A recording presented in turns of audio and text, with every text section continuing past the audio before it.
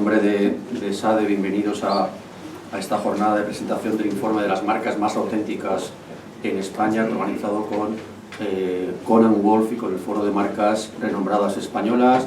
En primer lugar, por supuesto, agradecimiento a todos ustedes por estar aquí. Agradecimientos a Cohn Wolf como autores de este informe, ¿no? Que nos cuenta la tercera edición, segunda en España. Cohn Wolf aquí representados por Almudena, Alonso, que es la directora general de Cohn Wolfe en España, y por Andrew Scott, que es el responsable global de asuntos corporativos de Cohn Wolf. Y luego también agradeciendo, por supuesto, al Foro de Marcas Renombradas Españolas, que es un referente en este ámbito con los cuales colaboramos con muchísima asiduidad, representado aquí por una persona muy querida y apreciada en esta casa, como es Pablo López, el director general adjunto del Foro de Marcas Renombradas Españolas. Y también, por supuesto, agradecimiento extensivo a todos los ponentes de la posterior mesa redonda, que será moderada por el profesor Jaime Castelló, representantes de empresas tan renombradas como NH, Samsung y el Corte Inglés. Como siempre decimos, en todo evento, el con quién hacemos los eventos es muy importante, en el sentido, pues bueno, poder tener la compañía en este recorrido con Cohn Wolf y con el Foro de Marcas Renombradas Españolas, que para nosotros es una garantía de éxito y de excelencia. Si el con quién es importante, el qué, pues no lo es menos, ¿no? Y aquí lo que vamos hoy es a presentar un informe. Y eso para nosotros como ESADE, que nos dedicamos a la formación, como todos ustedes saben, a la contribución al debate social, pero también a la investigación lo más aplicada y lo más próxima al terreno posible, pues presentar un informe siempre es un motivo de satisfacción, ¿no? Es un valor añadido que tiene todo evento, porque todos sabemos, bueno, pues lo que supone desde el punto de vista del diagnóstico, del análisis, de la reflexión y del esfuerzo que lleva asociado un informe y, en definitiva, cualquier investigación, y sobre todo un ámbito como el de las marcas, un ámbito que para esta casa es un ámbito de reflexión y análisis permanente, y creo que, bueno, que sobra decir la relevancia que tienen las marcas en un mundo abierto y competitivo como el que vivimos. Yo por eso, y como además todos ustedes son mucho más expertos que yo en este ámbito de las marcas, quería hacer no una reflexión sobre las marcas, que aquí se va a analizar durante esta sesión de manera muy intensa y muy profunda, sí, simplemente sobre el calificativo de esto de auténtico. Yo soy un poco obseso de esto de la semántica y del lenguaje, porque creo bastante en aquello que dijo alguien de que las palabras son clavos que fijan ideas, ¿no? Y me fui ya un poco al diccionario para ver qué significa esto auténtico, o qué acepciones daba, y daba 3 acepciones con 3 atributos que yo creo que son especialmente relevantes en el mundo actual.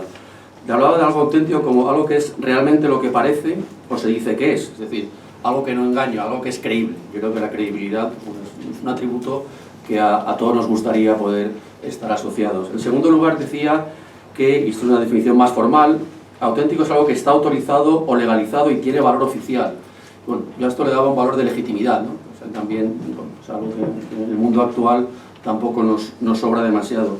Y finalmente, y creo que es un atributo un poco de algo positivo, algo de influencia en la sociedad, dice de auténtico algo que tiene una personalidad peculiar que impresiona favorablemente a los demás. Por lo tanto, algo creíble, algo legitimado y algo con una influencia positiva y con una percepción favorable por el conjunto de la sociedad. Creo que es algo que de entrada nos gustaría a todos, empresas, personas, instituciones, estar vinculados a este tipo de atributos. Por mi parte, nada más, agradecer a Cohn Wolf, el Foro de Marcas Renombradas Españolas, la organización de este evento, y animarles, por supuesto, a que esta ha sido la primera colaboración, pues bueno, que sea, como comentábamos antes, el principio de una larga amistad, y por mi parte reiterar la bienvenida a todos ustedes y ya ceder la palabra a Pablo López como director general adjunto del Foro de Marcas Renombradas Españolas. Muchas gracias. Muchas gracias, Enrique. La verdad es que lo primero que me gustaría comentar es que me alegro mucho del interés que ha generado este tema y la presentación de este informe. La verdad es que nosotros, y que sabe aún más, que organizamos muchos actos y presentaciones, nunca sabes el interés que va a generar, y en este caso creo que es un tema que ha generado interés, y eso bueno, ya es una muestra, ¿no?, de la importancia del trabajo realizado por Cohn Wolf. Por tanto, me gustaría también agradecer en primer lugar a Cohn Wolf la confianza en el Foro de Marcas Renombradas para organizar este acto y para presentar este estudio sobre la autenticidad de marcas, y a SADE por aceptar colaborar y organizar juntos este acto, ¿no? En el Foro de Marcas llevamos defendiendo desde el año 99 que la marca es un activo fundamental de competitividad para las empresas. Creemos que tener una marca fuerte significa perdurabilidad, confianza, significa fidelidad, y que las empresas españolas necesitan apostar por la diferenciación y por factores de competitividad distintos del precio. Si eso es válido para las empresas que operan en un único mercado, pues aún es más para aquellas que tienen presencia en varios mercados o tienen incluso una ambición global. De ahí un poco el eslogan con el que trabajamos, o el concepto paraguas con el que trabajamos en el foro de la internacionalización con marca, ¿no?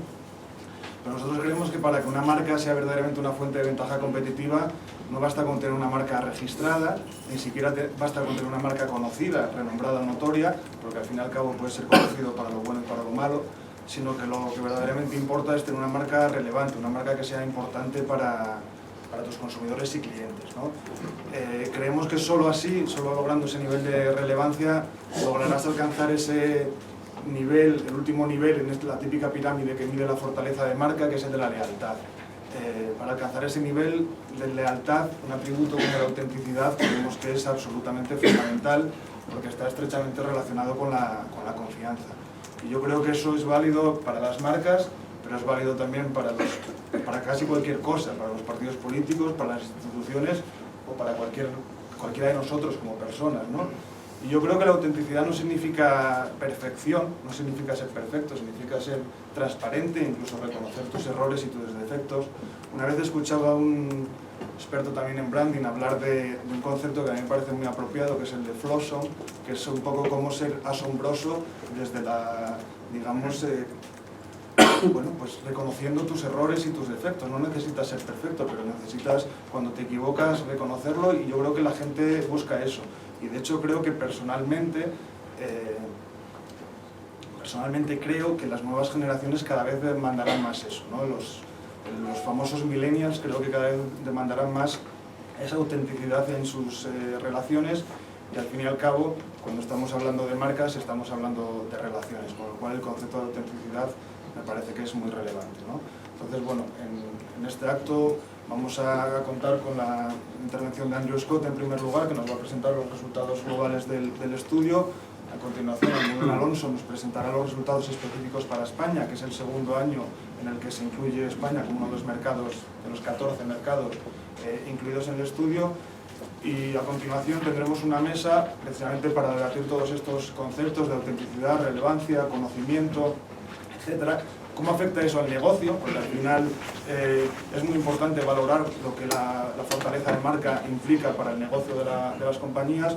Y tendremos una mesa redonda que, como anunciaba Enrique, será moderada por Jaime Castillo de Sade, y en la que tendremos 3 marcas a las que me gustaría agradecer su presencia hoy aquí. 2 de ellas son miembros del Foro de Marcas, como son NH y el Corte Inglés, que, como veremos en el estudio que nos presentará Almudena, pues salen en posiciones destacadas del ranking en España. Y otra es una marca que creo que es muy relevante, muy auténtica y muy global, como es Samsung, y creo que es también interesante conocer la visión de una marca global que es también tiene una presencia muy relevante en España, y por tanto nos puede dar una visión también diferente, y creo que va a ser un debate pues muy enriquecedor, en el que invitaremos a todos ustedes también a que se unan al coloquio final y hagan las preguntas que consideren oportunas. Así que sin más, vamos a dar paso a Almudena para que nos, a Andrew, perdón, para que nos desvele las principales conclusiones de este estudio. Gracias. Okay, thank you. I'm afraid I don't speak Spanish, so I trust that you introduce me in a nice way. So welcome everyone, thank you for coming along, and thank you to our hosts for having us here today. As you may know, we launched the global study Authentic Brands for 2016 towards the end of April, and today is our first event in Europe, and we're going to be looking at both the global results and the results that we've had in Spain. So first of all, what is Authentic Brands? It is a market study of consumer attitudes towards business. We're not saying that this is the only reputation measure you need for a business. There are many good reputation measures out there, whether most valuable, most reputable. What we think this might do is add a layer on top, maybe an additional lens through which to understand attitudes towards business. The study was conducted in 14 markets. They were mainland China and Hong Kong, Singapore and Indonesia, India and the United States, Brazil, then Spain, UK, France, Italy, Germany, Sweden, and the United Arab Emirates. The 1,600 brands that we looked at, and there was approximately 12,000 consumers. Most of the study was done in September and October 2015, so the results have to be taken in that context. There's been a few corporate scandals since then, so some of the results we'll see what happens in 2017. My partner in developing this study is more the technical expert, Lynn Fisher, and she isn't here, so on questions around methodology, if I don't know the answer, I'll have to get back to you. So let's go on to why we picked authenticity back in 2012 as something to study. We thought that there were two things happening. One, what we've called radical transparency, and two, and linked to this, consumer cynicism and anger. Radical transparency is the amount of information that has come out about how businesses operate and the practices they undertake. So that includes what we saw from WikiLeaks, which actually includes a lot of information about business, through to the recent Panama Papers. I think what we've seen in the last decade has been unprecedented disclosure. And this isn't really about social media or the digital age sharing things. You know, a lot of these findings have come out in traditional media. We've heard about it in the usual way, and so many of these things have changed in a traditional model. Something else I think that has shifted is the idea, if it translates, of whistleblowers. You know, people leaking information from companies I think the public are very favourable to whistleblowers. They feel that this is secret information that they should see. And if you look at the three people accused of disclosing information around the Panama Papers, they may face criminal conviction, but I don't think their careers are over after that. You know, they might have a very successful career in publishing. So it's, and then I think the final thing is there's also better information available. I spend a lot of time working in Indonesia with companies that own large amounts of land, and the information that's available through satellite tracking about how these companies act, that NGOs have, it's incredible the amount of information. So there is this idea of radical transparency. The second, and as I said, it's definitely linked, is how consumers have kind of reacted to this amount of information. We think it's led to cynicism, in some cases anger, and I think it's just, there's always been an anti-business sentiment, certainly it's been in Spain, and anti-global business in particular. But what has perhaps changed is a lot of the kind of activists have been joined by everyone because this information is so freely available. So we were thinking about this and we thought maybe consumers no longer buy the kind of corporate story anymore. They're not necessarily accepting at face value what brands are saying to them. And in our sense, authenticity is perhaps a way for companies to navigate this era of transparency. So that's why we started on this journey. Now, if we go back to our last study, just before we go forward, we came up with this idea of the angerometer, which is a very consumer-based way of presenting the data. But essentially, this is where consumers said things that made them extremely angry about business behavior. And what we found was, if you were a food manufacturer, you were probably most at risk here, because food being presented in a bad form was the thing that, number one, consumers across, at that time, 12 markets found as very, making them very angry. The safety of products, and also data collection, how people use data. And that's something that's come through in the 2016 study as well. So in a way, this is a sense of what are inauthentic behaviors, because I think it's quite good to define something by its opposite when you're trying to make an argument like this. So on to the next 20 minutes that I have. I'm going to try with Almudena to answer 4 questions. They are, why does authenticity matter? Is this just a marketing buzzword, or does it have a meaning to consumers? How do consumers then define authenticity? And this is where I think it gets interesting. Then we're going to talk a little bit about authentic brands and how the studies work. And then briefly, I'll suggest some lessons, but I think this is more of a discussion. It'd be good to get your views. So the first finding, let's go into this first question, why does authenticity matter? First finding, fairly stark. If you ask consumers about brands being authentic overall, across 14 markets, nearly 80% of consumers do not think brands are authentic. So in a way, we start with this idea of an authenticity deficit. We thought that was an interesting result, so we looked at some other comparable areas, and if I just bring your attention to the one at the bottom, are brands today open and honest? Across 14 markets, only 22% are saying yes. So we have a very high number of 78% thinking brands are neither open nor honest. Now, if we look at the breakdown around markets, around the 14 markets that we studied on that same question, you can see that mainland China, Indonesia are the most positive.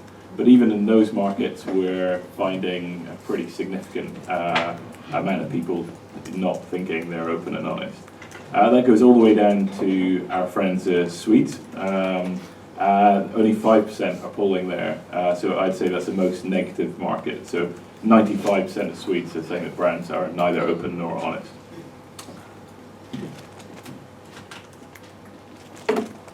Sí, en concreto en España está claro que somos un poquito todavía más escépticos y más cínicos o desconfiados que el resto de nuestros vecinos europeos. Y bueno, si hacemos un detalle de la opinión de los consumidores españoles de la muestra sobre las marcas, vemos que realmente el factor que destacaba antes Andrew, que decía que las marcas son abiertas y honestas, es el que puntúa más bajito, es decir, hay un déficit claro en ese indicador de transparencia, de apertura. Y si repasamos un poco los diferentes indicadores que hemos destacado, permanecer fieles a los propósitos, tomar responsabilidad sobre las acciones y sobre los actos de las marcas. Bueno, hay una afirmación un poco quizás muy happy, ¿no? Quizás muy aspiracional, que es hacer del mundo un lugar mejor, ser confiables, decir y contar lo que van a hacer, y mantenerse fieles a una serie de valores. Al final yo me recuerdo un poco a la definición cuando estaba Enrique comentando la definición tal cual de la palabra autenticidad. Luego nosotros veremos que la hemos agrupado, hemos definido una serie de vectores y una serie de indicadores de lo que significa, pero al final está ahí todo recogido. Básicamente estaba escuchando tus palabras y decías pues eso, que es una marca que es lo que parece, es decir, pues que hace lo que dice, que es confiable, que es creíble, que es legítima, decías tú en algún sentido, bueno, que es al final está legitimada de alguna manera para operar, y también que respeta el entorno. Y también a la vez hablabas de una parte más de peculiar o impresionar. Eso quizás lo podemos llevar más al terreno de la comunicación, o al terreno del tono, del mensaje, de cómo se relaciona, de esa honestidad y forma de comunicar de una manera, interactuar con los consumidores diferente. Bueno, pues parece que todo esto en España, por desgracia, desconfiamos bastante de las empresas en ese sentido. Okay. But if you remember, the question at the start of this section was why does it matter? Okay, so we found there's a deficit, but why does it matter? So this next slide is trying to answer that question.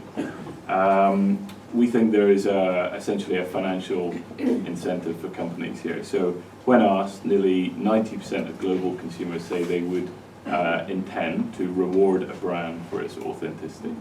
Now, how that breaks down is recommendation, loyalty, valuing the brand, and then quite extreme measures whether or not people would want to work for the company, and even if they had the money, would they invest if that company had shares. So net checked any of those, nearly 90%. So we're beginning to see a financial reward for authenticity.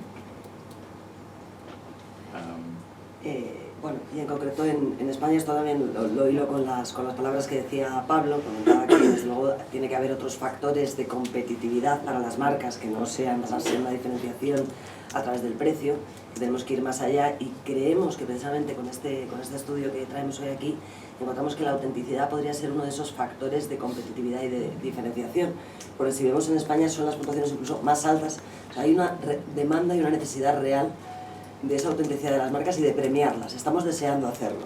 Vemos que los factores que comentaba Andrew son incluso un poquito más altos. En España casi el 90% de las personas cambiarían su comportamiento si encuentran una marca auténtica y harían todos estos comportamientos que antes comentaba Andrew, recomendarlos, ser leales, que es esa cúspide, ¿no?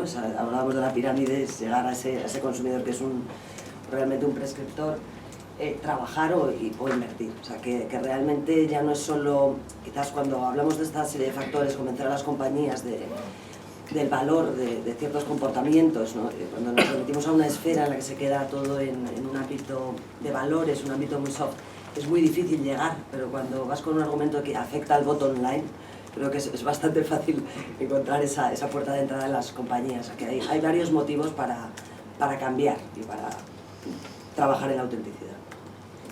Okay, so if we look at how that breaks down country by country, what you see, if you remember the previous slide about negativity, if you see what I mean, is even Sweden, where 95% of people are not believing brands are open and honest, they're saying, 75% of the same group are saying that they would reward a brand if they perceived it to be authentic. So you're seeing, I don't know what this is this optimism in consumers? You know, they're saying we don't think we're seeing it at the moment. If we were to see it, we would reward it. So, yeah, exactly, yeah. So that takes us on to our second question. So in previous studies, we just asked about the idea of authenticity. And this year when we were looking at it, we thought we need to go behind authenticity and look at the brand attributes or behaviors that consumers identify with authenticity, so that we know we're looking at the right areas. So how did we do that? Over the last few years, we came up with a number of brand behaviors that we thought led to authenticity. We had approximately 20 of these. We put these in front of consumers, and we asked them to say which ones they felt, in order, were authentic behaviors by a brand. They picked 7 of the 20, and they put them in order. And that is then what we've run our data against these brands. So what we found was it wasn't really the dictionary definition, the real definition of authenticity as we may all understand. The concept of authenticity from a consumer point of view, and this was fairly similar across the 14 markets, is slightly different, and I'll take you through it. First of all, the data clustered into 3 clusters for these 7 attributes, and they are what we've called the 3 R's. So, in order of importance, reliable, respectful, and real. So, authenticity in our study is a function of how much consumers believe the brand to be reliable, respectful, and then real. And if I show you the specifics underneath each of these in the next slide, you can see in order of importance, delivers on promises and is high quality are the number 2 business attributes under the reliable cluster, and they're the 2 most important for defining authenticity for a brand. Then under respectful, we have treating customers well, and then interestingly, and I mentioned data privacy earlier on, protecting customer privacy and data is really the most specific of the brand behaviors that came through, and it's number 4. Then we move on to real, which certainly to me is much more how I think of the word authentic. To consumers it's still important, but it's the 3rd category. And in there we have communicating honestly, we have being genuine and real, and we have acting with integrity. So that for us then is the definition of authenticity in the views of consumers, and how we ask them to think about it when they're rating these brands. if we were to take a learning from what they rejected in terms of how we define authenticity, it would appear from those behaviours I've just taken you through, they seem to be much closer to the consumer direct experience. It's what consumers see and feel, and what they've kind of rejected are things like values or environmental responsibility or public health concerns. We're not saying they're not important, but we're saying when it comes to the definition of authenticity, they're not in the consumer mindset when defining it. So, in other words, you know, the more you know, important things about a company that you might learn on their website or through a CSR program are not necessarily going to drive your authenticity score. So we've summed it up. This is just, you know, being a little bit silly, but saying treat the consumer better than the planet. It seems to have a more direct impact on their views. So then we want to just, before we go into how brands have performed, is there a simple opportunity where brands underperform? On our y-axis here we have the actual performance of brands in the study, and on the x-axis we have how the desired performance from consumers in terms of importance. And there is a slight underperformance at a global level in the real category. So that's where, you know, potentially communications can play quite a strong role, but I think it's more than that. It's the idea of communicating honestly, acting with integrity, being real, not artificial. This seems to be where brands are struggling. And in Spain it's essentially the same. Sí. Bueno, la pena si traducimos los tres drivers principales al español ya no son las tres R's, ya no nos suena también la primera confiable, respetuoso y real, pero vemos que en particular en España donde se encuentra un mayor déficit es en ese ámbito de real, que si vemos tenía que ver más con una parte más relacionada con los intangibles, con esa transparencia, con esa cercanía, apertura, con una comunicación honesta. Y como decía Andrew, parece que quizás lo hacíamos con algún interés desde barriendo para casa, porque nos dedicamos a la comunicación y a la comunicación corporativa, pero efectivamente es en un terreno en el que las compañías quizás han sido muy cerradas, aquí se les achaca esa falta de apertura, especialmente en un momento de transparencia total en el que los consumidores se han empoderado y tienen un acceso y están quizás en un nivel mucho mayor de igualdad con las marcas, en las que establecen un diálogo más de uno a uno, no esa comunicación unidireccional que antes les llegaba, y especialmente yo creo también, como comentaba antes Enrique, en estas nuevas generaciones de millennials que exigen una serie de valores diferentes, que conocen su poder frente a las marcas y lo ejercen, y ese factor de la experiencia lo valoran mucho más. No quería llamarlo egoísmo porque me ha hecho gracia la frase de parece que es mejor cuidar al consumidor que cuidar al planeta. No entramos en eso. Es verdad que si vemos las nuevas generaciones vemos que basan todo mucho en su propio filtro, la realidad y cómo las marcas se comportan con ellos, y a través de eso hacen su percepción de cómo es la marca. O sea que al final ese ámbito de real en España parece que es todavía más, y que nuestros consumidores todavía quieren aún más que la media ese tipo de comportamientos. Okay, so that answers the second question. So now we're going on to some of the results of the study, and we're going to start with the global, and then we're going to look at the Spanish results. So this is the Global 100. The top 5 are Disney, BMW, Microsoft, Amazon, and Apple. And what I'll do is I'll explain why they've got there, because what you find is every brand that has made the 100 globally is doing extremely well. But the ones that get into sort of the top 5, it's interesting looking at what has driven them there, because most of them have got there for different reasons that's really driving them to the top. So if we look at the top authentic brands, they are really, as I said, delivering on all 3, but this shows you the percentage above the average that these brands are delivering on. So if we take Disney, which is the number 1, we've called this kind of keeping it real. For Disney, the key standouts in the 3 R's of authenticity is real. And as you may recall, this is an area where a lot of brands underperform. So this means the company scores well across communicates honestly, this idea of being genuine and real, and acting with integrity at all times. This last attribute of integrity is really what is driving Disney to the top. In Hong Kong last week, we had a similar result for something called Ocean Park, which is it's kind of like a family entertainment brand as well, and it scored exactly the same as Disney in the Hong Kong market. So there is definitely something about this family connection that is driving scores. Number two, BMW. The leading cluster of authentic attributes here is reliable, and then in particular under that is this concept of high quality.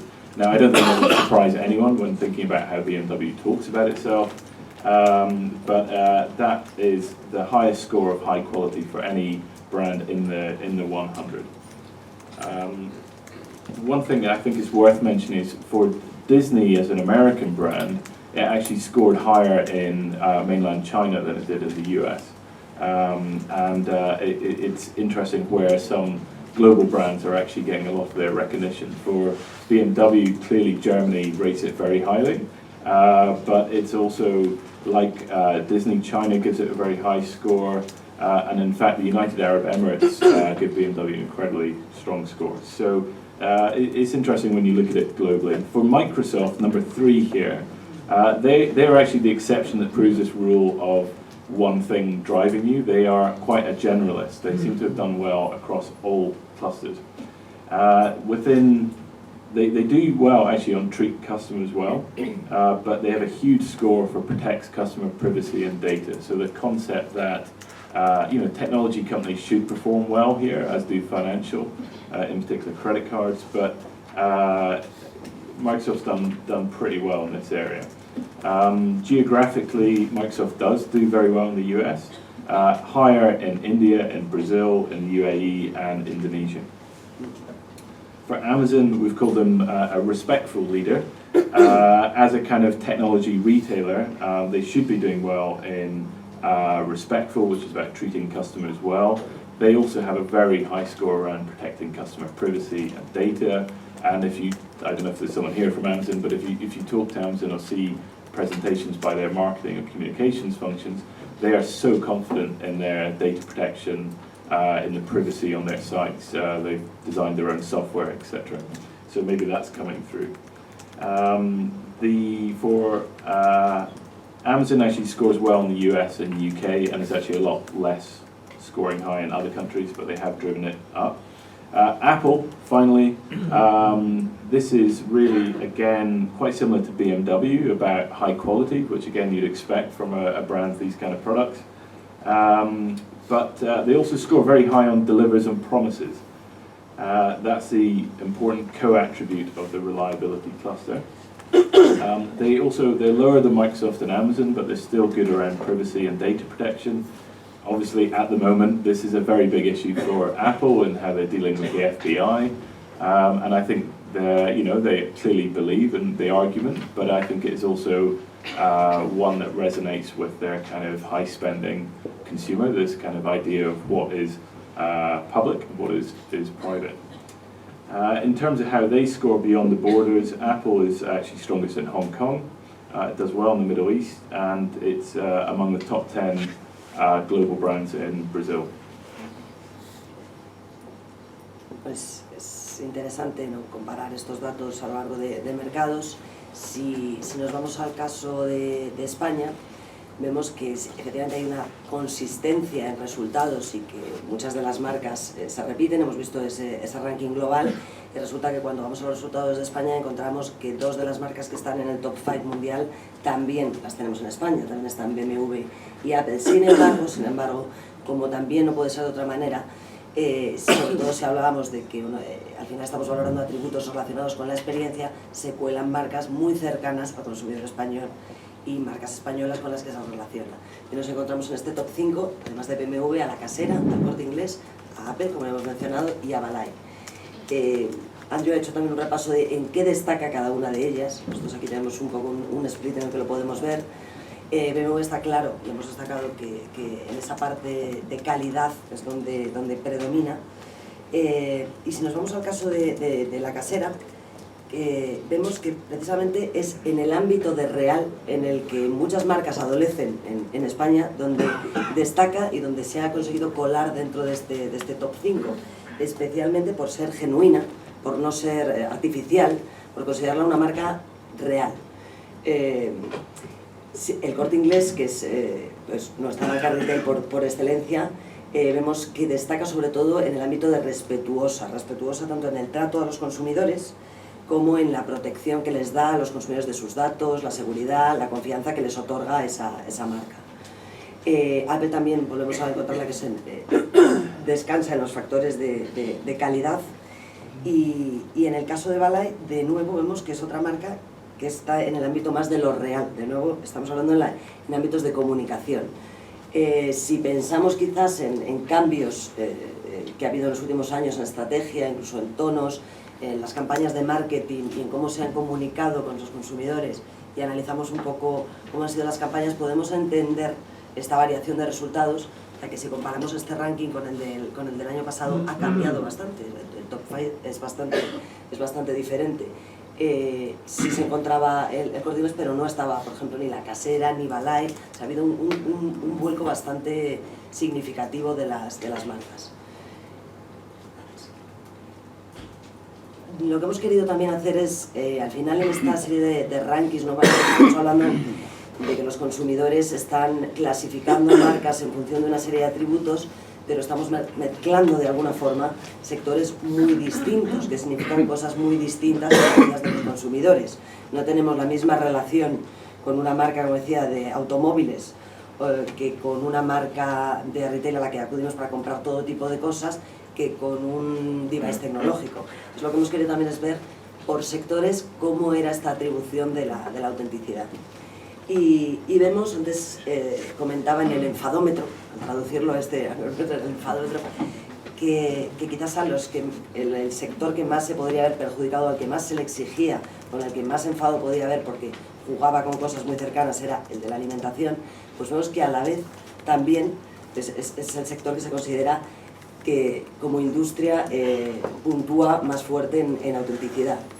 Después vemos, quizás curiosamente, que es el ámbito del lujo, pero puntúa muy alto en muchos de los factores. Precisamente por ese factor aspiracional se le presupone, además de una alta calidad, que trata de una manera excepcional al consumidor, lo protege, y que realmente sí que es una marca real que se mantiene firme a los valores que representa.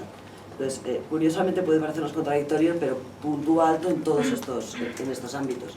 Después hablamos del sector de retail, marcas de ropa deportiva, automoción, bienes de consumo, tecnología. Vemos que en la parte alta hay una serie de sectores que pueden sorprendernos más o menos, y en la parte baja también, por contra, los sectores que menos auténticos son considerados por los españoles son el sector industrial, el sector de consultoría de negocio, quizás por determinadas, probablemente, como decíamos, influido por el contexto y el momento en el que se realizan, y por, como decíamos, quizás escándalos corporativos y quizás algunas asociaciones con esas marcas. El sector de salud y de las compañías farmacéuticas, que quizás esto es una constante en el tiempo, arrastran una percepción negativa, y en los últimos tiempos también los escándalos sobre el precio de medicamentos, sobre el acceso a determinados medicamentos, pues lastra como sector la consideración de que son auténticos. QSR es el sector de comida rápida, Service Restauration, energía, telecomunicaciones.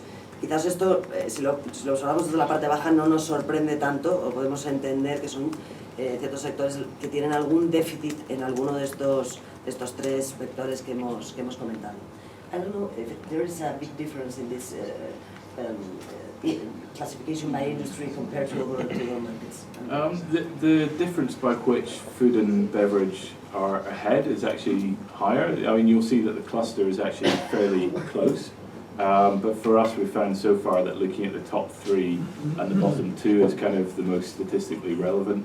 I don't know if you mentioned, but the global rankings versus these. I was asking to you. Okay, yeah. So the globally we had automotive as a #1 industry, then tech, and then food and beverage. So a little bit different in Spain, and you know, it's worth a discussion what's driving those.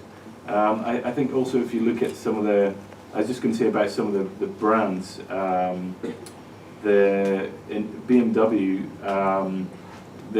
Spain is one of 7 of our 14 markets where BMW were in the top 5. Apple, one of 8 of the 14 markets where Apple were in the top 5. I also think that where automotive and technology, so you'll see in Spain, again, they're quite close to each other in this list. And clearly from the consumer point of view, they seem both globally and in Spain to have similar levels of authenticity. And clearly you have tech companies that are either developing cars or talking about developing cars.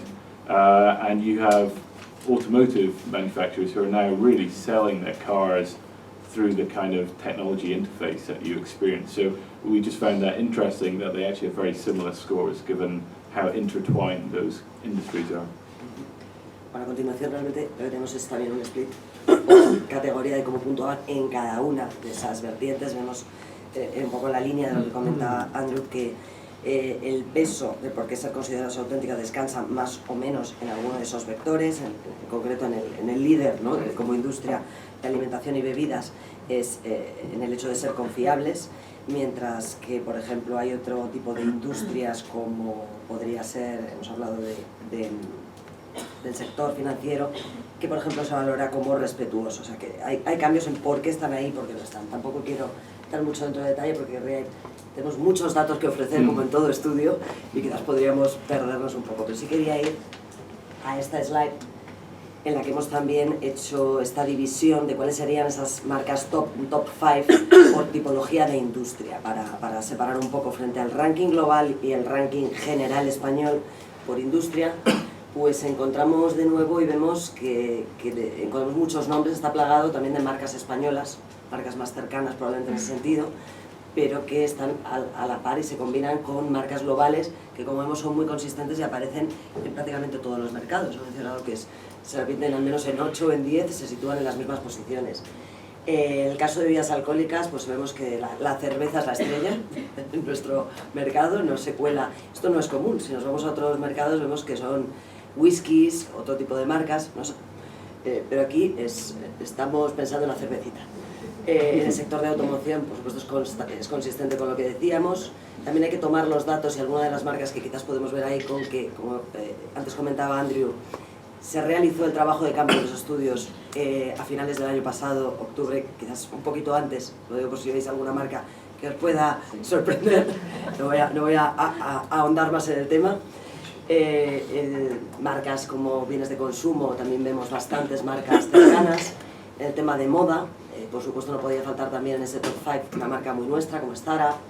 En marcas financieras, curiosamente, se nos cuela en primer lugar. Parece que la banca tradicional pierde puestos frente a nuevas opciones y frente al fintech y frente a herramientas que consideramos probablemente más auténticas porque nos ofrecen otra forma de gestionar nuestras finanzas.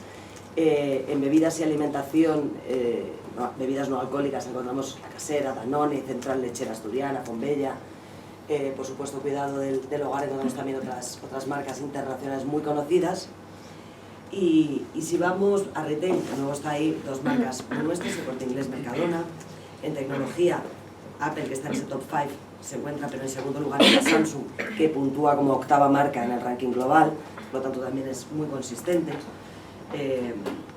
Y por supuesto, liderando también el ranking de viajes de turismo, encontramos a NH, que también estará luego en nuestra mesa redonda.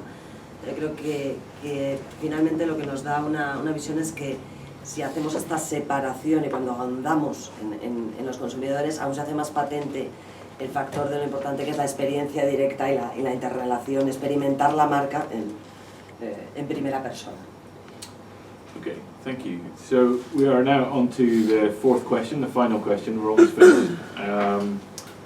This is really, are there lessons? So actually I'm going to start with more of a conclusion and then some areas for discussion. So here's some of the conclusions for Spain. In summary, Spanish consumers aligned with Western Europe in strongly noting an authenticity deficit. There is also a sharing of this, what we've called a universal desire to reward brands if they were to be perceived as authentic. The biggest opportunity in defining authenticity for brands in Spain is the idea of real, and I've explained the individual attributes beneath that. So therefore, Spanish brands should focus on the idea of communicating honestly, genuine and real, and acting with integrity. As Almudena showed you, the food and beverage industry is the most authentic, and it's really strong perceptions around reliability. But even for the top performing sectors, the interesting thing about this diagnostic is that we're able to see areas where there could be improvements. So here are some potential very broad lessons if you're a brand looking at this kind of data, is looking at where you're performing quite well and trying to understand why that is coming across. Is that a heritage thing? Is it your latest ad campaign? Is it some issue that has affected the company? You should look also at where your competitors are delivering and if there's areas that they're going way more strongly than you. And also, for many consumer brands, you're less interested in your direct competitors and more interested in lifestyle brands. If you're automotive, you might be interested in where fashion, apparel is performing strongly. I think number 4 point here, back to basics of brands on data and privacy protection. There needs to be a really strong understanding within a business of how much you want to talk about this. Clearly, consumers want you to be able to protect them. The reality is you may be hacked, you might have a whistleblower, someone might say the wrong thing, someone might find out information. So, you know, expectations are high, and I think this is a very dangerous area for a lot of brands because it looks like the most secret information becomes available. And then finally, it might be about a new conversation with consumers, particularly where in countries like Spain, where there's an underperformance on the real category, it is kind of looking at the communications from a company and it's trying to take the varnish off, be a little bit less about on message and more about engaging in the conversation that people are wanting to have. I think that's a fairly broad marketing belief at this moment in time. You know, if you were sitting in the boardroom trying to work out what your authentic brand strategy might be, you know, you might be wanting to see if a stronger performance can help you in high growth markets, slow growth markets, talking to different age groups, etc. And then finally, I'm just going to show you a very quick example we put together. But if you were, for instance, a food manufacturer and you're saying, okay, great, you've given me my 3 clusters and I've got my 7 attributes and I understand my performance, but what am I actually going to do as a company? We're just beginning to think about how you might work this through in terms of a communication strategy. So you might start with the areas of authentic attributes on the left-hand side here, understand the relevance to consumers, maybe have an honest conversation internally about how important this is to your company and how you think you perform, and then you might want to start thinking about specific things that you think could drive that score that are within your control. So it might be if you're a food manufacturer, the idea about quality is obviously driven by provenance. You might be wanting to release ingredient data. You might be wanting to have a conversation about some of the ingredients you don't like disclosing, depending what country you're in and the regulations you're subject to. It can also be things like something very broad, like how you act with integrity. This could be about how you go to market with your beliefs. You know, do you codify and communicate your brand ethics? So it's trying to, you know, these kind of studies that you've been listening to for the last 20 minutes, they can be very broad, but I think it's always trying to take it back to what can we actually do about this in practical terms. So that really has taken us to the end. And I think we've shown that, you know, there's a deficit. Consumers are certainly interested in authenticity. They've defined it a little bit differently to what we certainly thought they would. And then they do believe some brands are performing very well on this, but I think there's an opportunity for others. So thank you for your attention.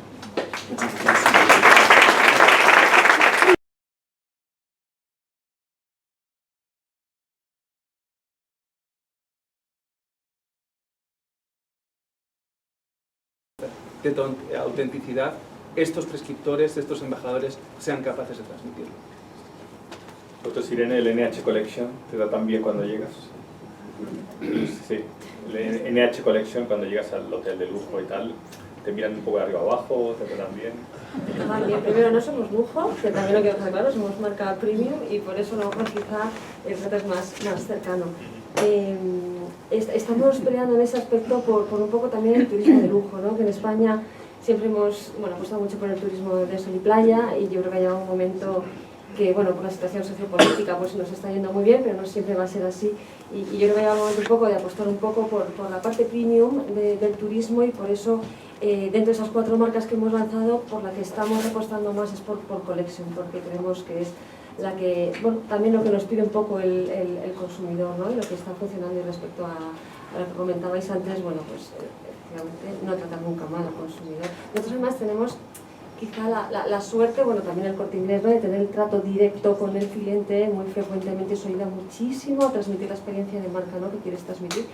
Y por supuesto tratar al cliente mal, nunca, ¿no? Pero en ese caso que dices, claro, si tienes un producto que es único, porque yo no lo entiendo, esta sopa solo la puedes tomar ahí, es única, nadie la tiene, no tienes competencia, pues permitir algún lujo más, aunque te guste por tratar al cliente.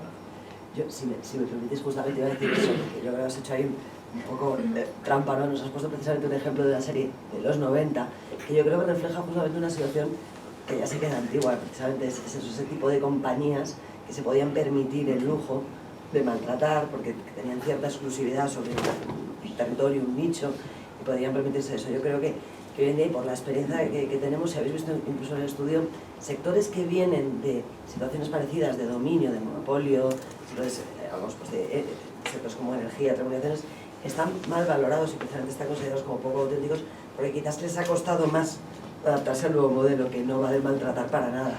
Una cosa es considerar tu marca aspiracional y hacerla deseable, otra cosa es ser un tirano con tu consumidor. Entonces yo creo que ahí has hecho un poquillo de Sí, estoy aquí para eso, no os preocupéis. Yo siguiendo un poco con esto, es que yo llevo pensando, me dejas con la sopa intrigada. Por ejemplo, yo diría, Ryanair es una marca auténtica porque su posicionamiento es ese, o sea, no la estoy criticando, su posicionamiento es este, yo maltrato al cliente. También esto nos puede dar... Y ya ha cambiado, ¿eh? Y ya de hecho han regulado y han cambiado completamente las tablas. Sí. Bueno, entonces ahí no nos fue bien. Os digo que No sale el Racing, pero igual. Un tema, la verdad es que un tema también que me gustaría comentar con vosotros antes de dar paso a las preguntas, para darnos unos minutitos de preguntas. Es verdad que en el estudio y todo lo que estamos hablando de consumidores. Y también desde los que estamos un poco viendo el marketing desde la barrera, en el sentido de analizar lo que pasa, otra cosa que está pasando es que en el marketing hoy en día hablamos de consumidores, pero también hablamos de comunidades. Y de cómo las comunidades cada vez tienen más importancia a la hora de definir las preferencias de las personas. Es decir, yo me identifico con una marca, no solamente como consumidor, sino como miembro de una comunidad, o si queréis que me ponga en plan trendy, de una tribu. ¿Vale? Entonces, ¿cómo vosotros, además de los consumidores, cómo abordáis esa existencia de comunidades que pueden afectar a cómo vuestra marca es percibida? A ver, también otra pregunta clave, yo creo. Nosotros cuando hablamos, digo nosotros en el Corte Inglés, y creo que he compartido con muchas otras empresas, ya no hablamos de clientes, muy importante, pero trabajamos el concepto de stakeholder y multi-stakeholder, mucho más allá incluso de la comunidad, ¿no? Precisamente toda esa parte que de hecho sí se refleja en el estudio, pero todavía no sale como los factores más importantes, la parte de la responsabilidad social, no sé exactamente cómo era, de hace un mundo mejor, ¿no? Era algo así la verbalización. En fin, vemos que todavía es verdad que no está al nivel de importancia que puede tener el trato al cliente o otros factores como la calidad, la seguridad del producto, etcétera. Pero lo que vemos con nuestros estudios es que año a año toda esta parte RSE, si queremos llamarla, que es un poco el concepto que aglutina todo esto, va cobrando más importancia para el público y para el cliente también. O sea, el cliente ya no quiere saber qué haces solamente, sino cómo lo haces, cómo es la empresa, conocer mucho más de esa empresa. Por eso las marcas corporativas, frente a lo que era antes la marca comercial, está cobrando cada vez más importancia. Por eso sí, o sea, el concepto de tener en cuenta a otros stakeholders, y entre ellos la comunidad, las instituciones, ONGs, otro tipo de actores que también interactúan con tu marca y pueden ser prescriptores o detractores, es importantísimo y lo tenemos muy, muy en cuenta. Y ya si me dejas, el Corte Inglés precisamente, como marca relevante, como actor relevante en la sociedad, que todos conocemos, no voy a profundizar, pero siempre ha tenido claro esto también. Es verdad que se ha hecho de una manera no tan pública, porque bueno, pues la concepción era diferente, pero siempre ha estado, hemos tenido claro que el desarrollo social, donde nos implantamos, donde estamos, en todas las, yo no digo a nivel incluso local, los pueblos, las localidades donde tenemos un Corte Inglés, el Corte Inglés es un eje de actividad y de vida social, cultural, de desarrollo de otros negocios y lo tratamos y para nosotros es importantísimo. Para mí es clave la segmentación. Identificar a través de investigación de mercados qué tribus, qué subgrupos son interesantes para ti, qué es lo que para ellos es relevante y a partir de ahí aprovechar la comunicación, la creatividad para darles un enfoque diferente. Y también la planificación de medios, donde gracias a las tecnologías es posible establecer esa diferenciación, ¿no? Y por tanto no café para todos. En esto también voy a aprovechar para hablar de millennials, porque no hay conversación que se precie en donde no pueda aparecer la palabra millennial. Y aquí va a ser un poco polémico también. Ya he hecho el tic, ya he hecho el millennial y ya he cumplido, ¿no? Pero cuando estamos hablando de segmentación, con todas las herramientas que existen hoy por hoy para conocer casi individualmente las necesidades, las motivaciones de los consumidores, cuando hablas de este 18-34, que efectivamente poco tiene que ver con baby boomers, efectivamente están en un entorno diferente, tienen una casuística diferente, tienen unos comportamientos diferentes. Pero para mí sigue siendo una segmentación muy burda. Es decir, dentro de los millennials nada tiene que ver la actitud de un 18 con un 34, si estás casado, si te gusta el fútbol, si estás soltero, si sigues viviendo con tus padres. Por tanto, aquí aprovecho también este foro para tal vez cuestionarnos ese uso de millennials tan abierto que nos está haciendo. ESADE aprueba tu opinión y ESADE propone que se desaparezca la palabra millennials. Lo dice uno de la generación X, que no tiene nada que ver con Jerry Seinfeld, ¿vale? Y no está pactado. O sea, y luego ya por último lo que decía al principio, dejemos también hablar muchas veces de consumidores para hablar de personas. Es decir, estamos en una sociedad en donde, sobre todo compañías como las nuestras, de fast moving consumer goods, con una penetración muy amplia, no me importa tanto si una persona hoy por hoy es consumidora o no. En un futuro puede ser que lo sea.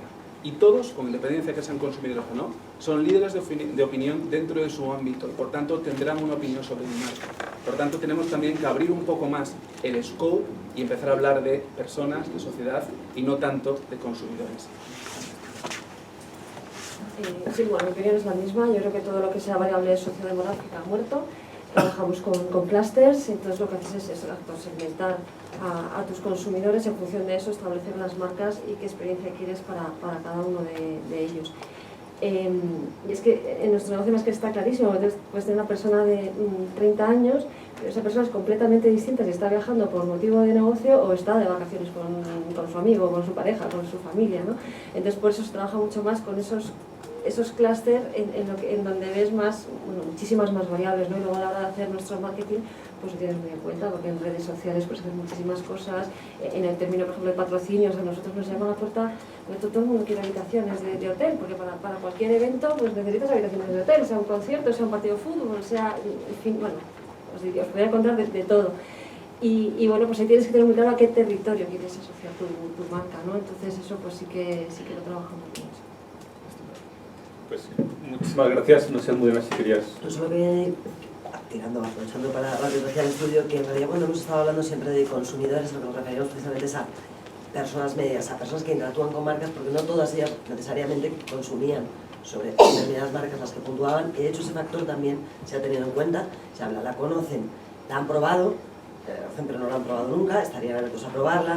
También haremos un mayor split por no clústeres actitudinales, que realmente es muy complicado, estaríamos teniendo que trabajar con Big Data, Smart Data y entrar en detalle, pero sí algunos variables sociodemográficas como edad y género que decíamos, o sea que hay más datos, vendiendo el estudio. Yo, del tema de comunidades, la anécdota que a mí me abrió los ojos respecto a las comunidades, Harley Davidson hizo una campaña de llamada a los propietarios de un determinado modelo de motocicleta porque tenía un poro en el depósito de aceite y perdía un poquito de aceite y había un poco de humedad, por así decirlo, alrededor. Y cuenta la anécdota, y la verdad es que estoy buscando la fuente donde tengo la anécdota, pero la tengo en una presentación de hace como 5 años y ya he perdido la fuente original. Pues cuenta la anécdota que cuando llamaron a uno de estos miembros de comunidad Harley Davidson, entonces imaginarlo todo, ¿vale? Rapado, tatus por todos lados, chaqueta de cuero y demás, le dijeron, es que su moto tiene un problema en el depósito de aceite, hay un poro y tal y cual, y el tipo le cortó rápidamente al señor que llamaba de Harley Davidson y le dijo, no, mi moto está perfectamente, mi moto está sudando. Entonces, claro, la respuesta es, ¿qué hace entonces Harley Davidson? Le dice, no, usted no tiene ni puñetera idea de las motos, tráigamela al taller a repararlo. Y te cargas la comunidad, o dices, sí, lo que usted diga, y esperas que no se le incendie la moto un día de esto. ¿De acuerdo? Entonces, yo creo es un poco el debate al que estamos en ese momento de la autenticidad y de cómo las comunidades hoy en día tienen la capacidad hasta cierto punto de marcarnos ellos las reglas de cómo es nuestra marca, independientemente de lo que nosotros queramos hacer con ella. ¿Vale? Entonces, sí que me gustaría dejar unos 10 minutitos para preguntas que hayan del público, porque antes las preguntas que habéis hecho han sido estupendas, con lo cual creo que también habrá preguntas maravillosas. Voy a limitarme exactamente a la última pregunta que llegue hasta menos 3 minutos. A menos 3 minutos haremos la última pregunta, porque creo que también es una oportunidad maravillosa que todos podéis estar aquí para el café y para ese networking que también creo que va a ser muy interesante para todos nosotros. Entonces, si alguien quiere lanzar la primera pregunta, hay una mano por ahí, si le pasáis el micro, por favor. Hola, buenos días. Había estado hablando del posicionamiento de marca de cara a los clientes y a comunidades. Todo el trabajo que la compañía, vuestras compañías, hacéis para posicionaros y esa imagen de marca, digamos, el consumidor final la capte y acuda a vosotros. ¿Cómo lo hacéis internamente? ¿Cómo trabajáis en la marca internamente? En los empleados, en los departamentos. Porque tiene que haber, antes, me parece que Alonso habló de coherencia. Dentro del ente, del cuerpo, de la compañía, debe haber coherencia entre todos los departamentos para que realmente ese trabajo en la marca llegue al consumidor. Y muchas veces un trabajador no se cree la marca donde está trabajando. Si quieres, empiezo yo. Nuestro negocio es importantísimo, claro, no solo lo que es la central, digamos, la empresa que da servicios, sino también toda la gente que tenemos en los hoteles. Como ellos no respiran la marca, apaga y vámonos, porque son los primeros que van atrás, que tienen ese contacto con la gente cuando está con tu producto, ¿no? Entonces nosotros internamente lo que tenemos es lo que llamamos NH University, liderado por el Departamento de Recursos Humanos. Entonces estamos continuamente dando formación a todos los empleados, y se da formación de todo tipo, y dentro de esa formación la parte de la marca es muy importante. Y luego pues cada vez hacemos una campaña, lanzamos un comunicado a los 19.000 empleados diciendo que tenemos esta campaña, queremos transmitir esto es lo que queremos contar. Entonces esto es una cosa, vamos, totalmente constante y que forma parte de nuestro día a día.